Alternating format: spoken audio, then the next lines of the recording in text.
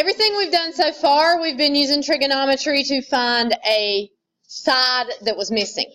But we can also use trig to find an angle that is missing. So we're going to learn how to solve problems like these. The first thing we'll look at is like if we have a trig equation already set up for us, so sine of x equals 4/5. We'll learn how to find the angle value for that. Then we'll learn how to do that from a triangle that we've actually got. So this is how we solve an equation like sine of x equals 4/5. So when we have sine of x equals 4/5, we're solving for x. We want to know the angle. So we're trying to get that x by itself.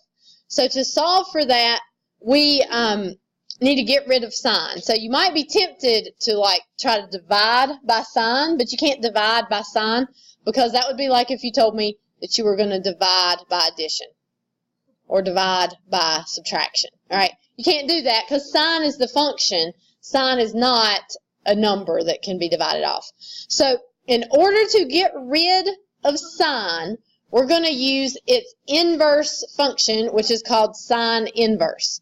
So, and it looks like this. Sine with the little -1. You've probably seen it on your calculator. So we're taking sine inverse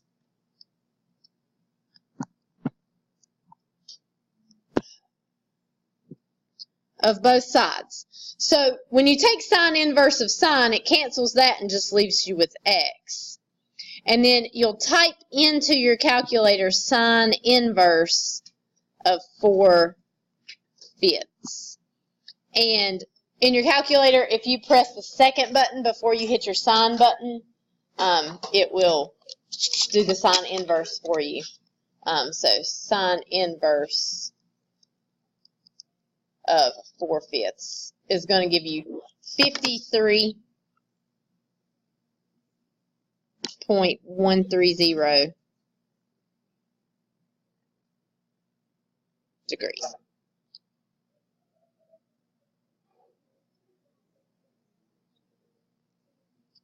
Okay, any questions? All right, so to fill in those blanks down there, to undo a trig function, you use the inverse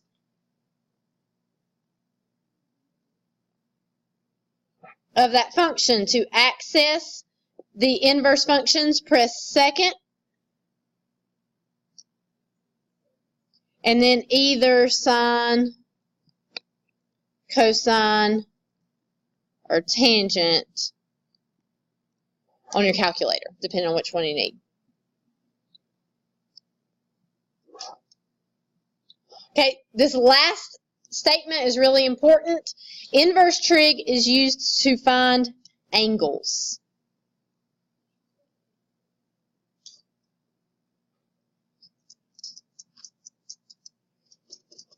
Okay, so anytime you need to find an angle,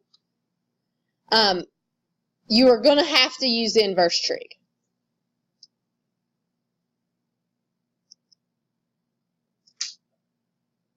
Okay, any questions so far?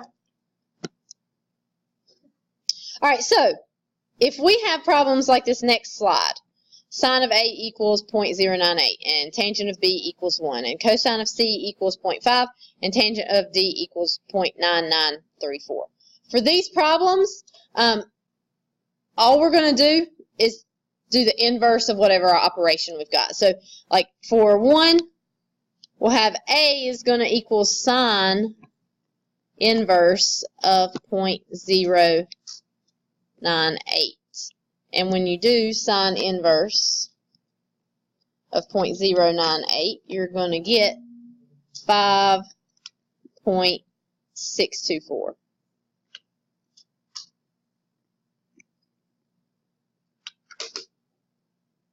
So for B, you would do tangent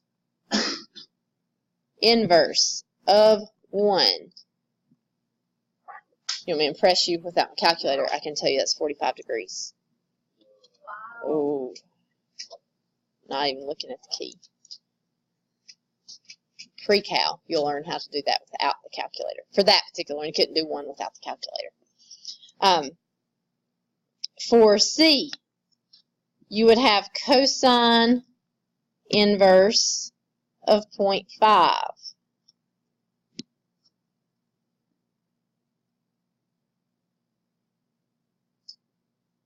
That's going to be 60 degrees. Right?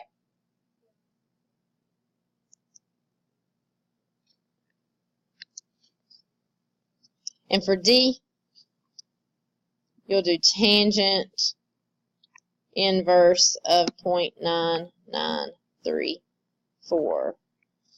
And so, what do you get? 44 point what? 810. Okay. Now, let me give you one more. Let's add this one more.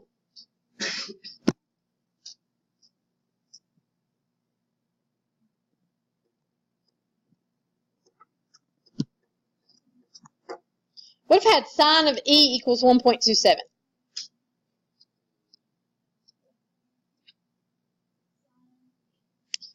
So, it seems like we should do, yeah, add this one to that. All right, so you do sine inverse of 1.27.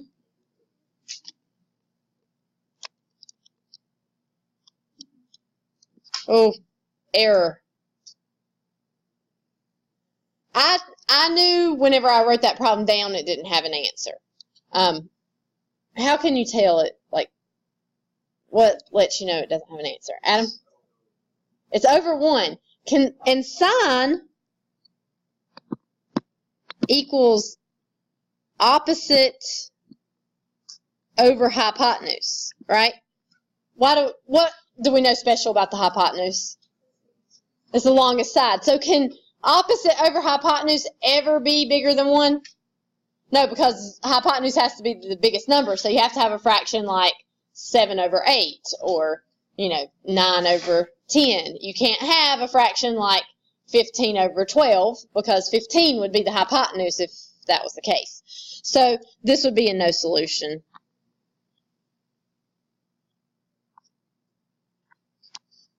So sine and cosine can never equal anything larger than 1. So either it's no solution, or maybe if it's one with a triangle, you may have set something up wrong if you're getting something bigger than 1. So sine and cosine, tangent can be bigger than 1 because adjacent and hypotenuse doesn't deal with adjacent, opposite and adjacent.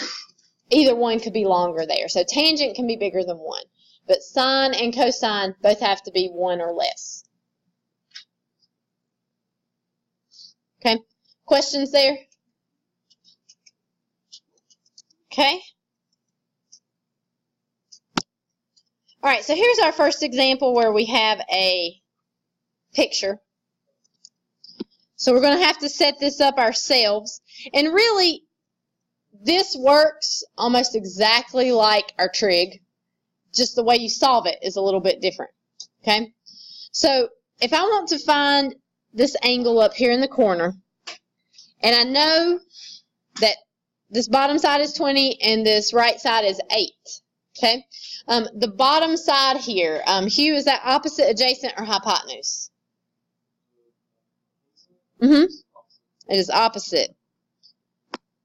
And Philip, 8, is that opposite, adjacent, or hypotenuse? Adjacent. So since I have opposite and adjacent, which trig function am I going to use, David? Tangent. So I'm going to say tangent, and it always has to be tangent of an angle. So my angle's x. I don't know what it is. So tangent of x is going to equal opposite, which is 20, over adjacent, which is 8. So in this case, to solve this problem, the way to solve it is just to use the inverse tangent, because you're trying to get that x by itself. So x is going to equal inverse tangent of 20 over 8. And when you type that in, what do you guys get? 68.996. 196. 196. 199. 199.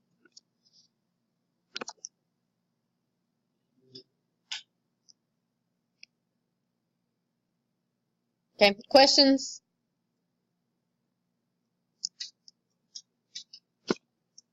Okay, here's your next one.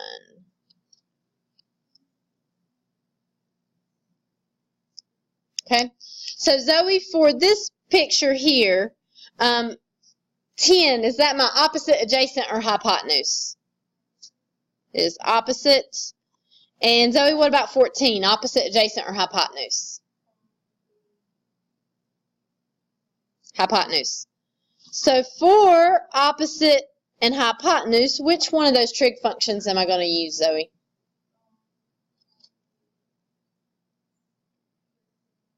Okay, so for sine, we'll have sine of the angle, which we don't know, so we're going to say x there, equals the opposite, which is 10 over the hypotenuse, which is 14. And then, Zoe, how do I solve that for the x? Okay.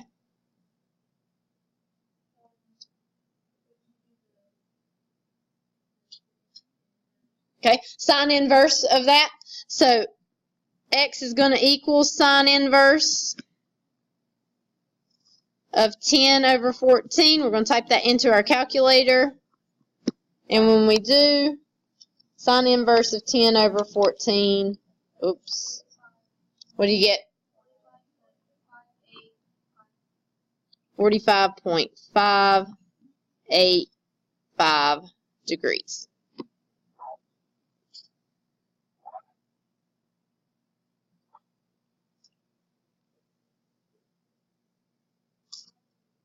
Okay, questions?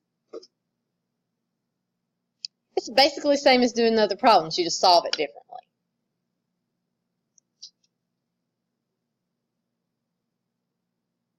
Okay. All right, let's do a couple word problems. All right, so Brandon and Donnie have a 20-foot extension ladder.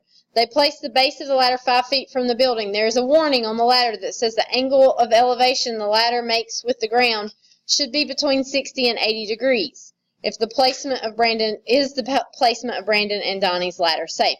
So, if you think about this, with a ladder here, you're going to have, if you get it way too steep, then here you are on that ladder. Your weight pulls it back this way, and your Clark Griswold flopping over on your ladder. If you put it down way too low, you're going to climb up your ladder, and you're going to have too much weight on it, and if it's not secured well at the top, which is probably not, it's just going to slide right down the building. This will probably be less dangerous, but still not good.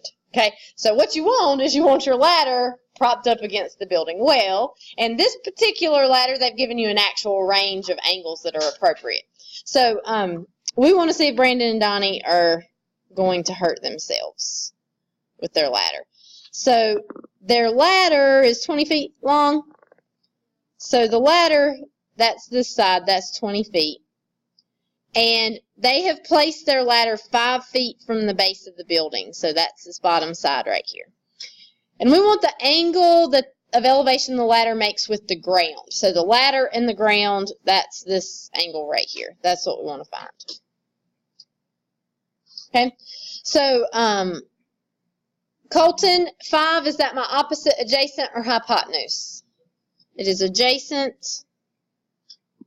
And Brandon, 20, is that my opposite, adjacent, or hypotenuse? Hypotenuse. So, Aaliyah, for adjacent and hypotenuse, which trig ratio am I going to use? Nope. It's cosine. So we're going to have cosine of x equals 5 over 20. Okay, so cosine of x is 5 over 20, so x is going to be cosine inverse of 5 over 20. And if we type that into our calculator,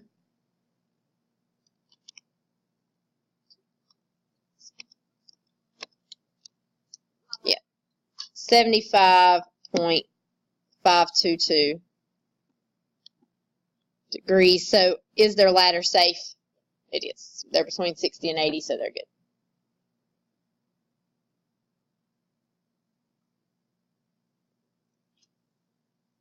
Okay, questions?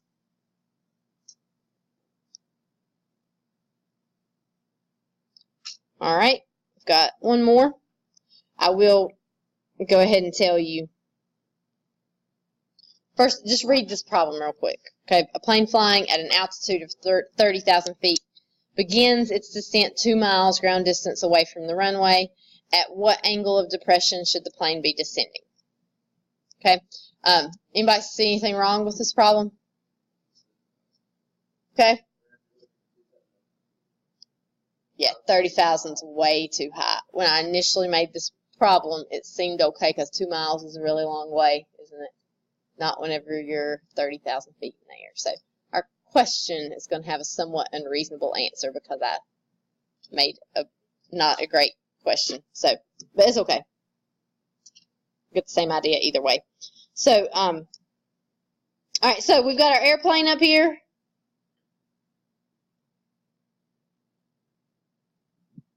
So here's our airplane, and it is flying at 30,000 feet. And over here is the runway. And we want to know the angle of depression here, and we are 2 miles from the runway.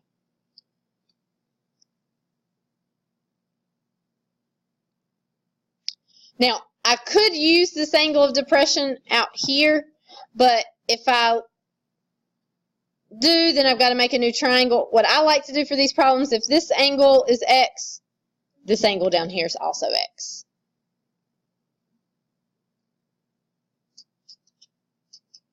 Also, yes. Angle of depression is from your line of sight downward. So the plane's angle of depression is what we're talking about. So if you're looking at the line of sight, right, the pilot would be looking straight out this line right here at the top. That's his line of sight. And so we're looking at from that line of sight, that angle down to the runway. So that is this angle right here that I have marked right here. Right, there's your angle of depression. But I mean, there's a couple ways you can do this problem, because I also could just say, well, let's just make, I could just say, hold on, pen. I could say, well, let's make this a triangle over here, and then we could just sort of transfer, this is 30,000, and this is 2 miles. So you could do it that way also. But what I usually do is that angle that I just highlighted there has to be the same as this angle down here, because those lines are parallel, so those are alternate interior angles. But you can do it either way. You'll get the same answer either way. The setup will be the same either way, depending on which, no matter which one you look at. Now, also there's another red flag here. I can't do the problem quite yet. What's wrong? Measurements aren't the same, so I can't do this. So how many feet in a mile? 1 mile equals how many feet? Not even close. Does nobody know? All right, everybody take a guess.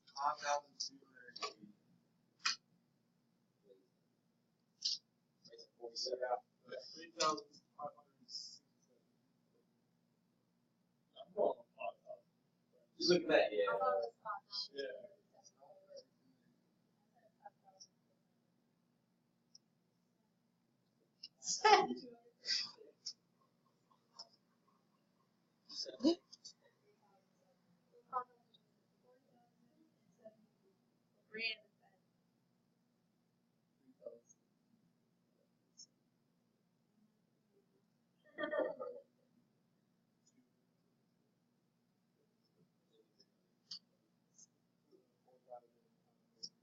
All right.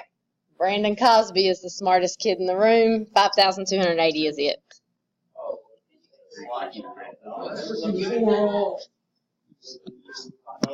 Yeah.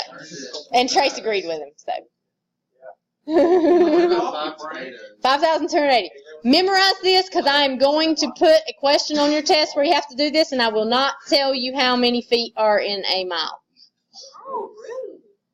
Not going to do it. Wait, what? I'm not going to tell you how many feet are in a mile. I learned about this. I learned about 5 tomatoes. 5 to 8. That's how I learned in 5th grade. That works.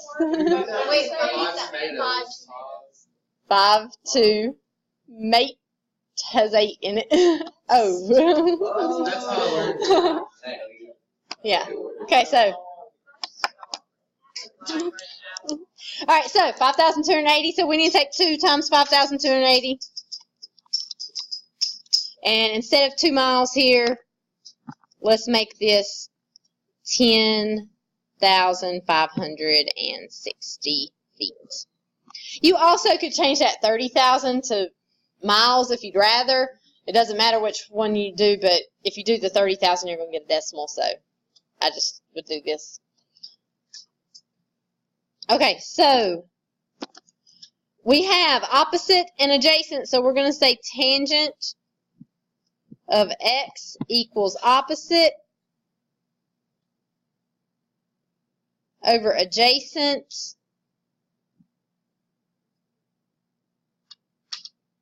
and so we'll have x equals inverse tangent of 30,000 over 10,560.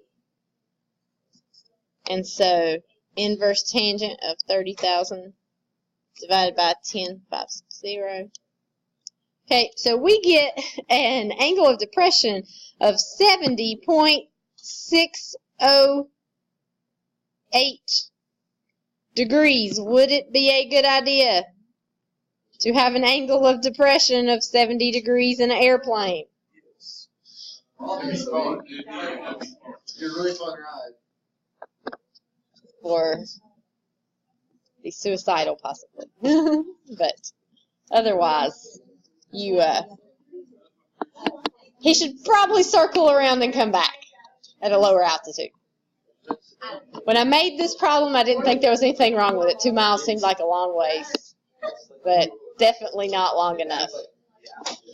You will have to start, if you're at 30,000 miles, you have to start descending like 20, 30, 40, 50 miles out to not nosedive.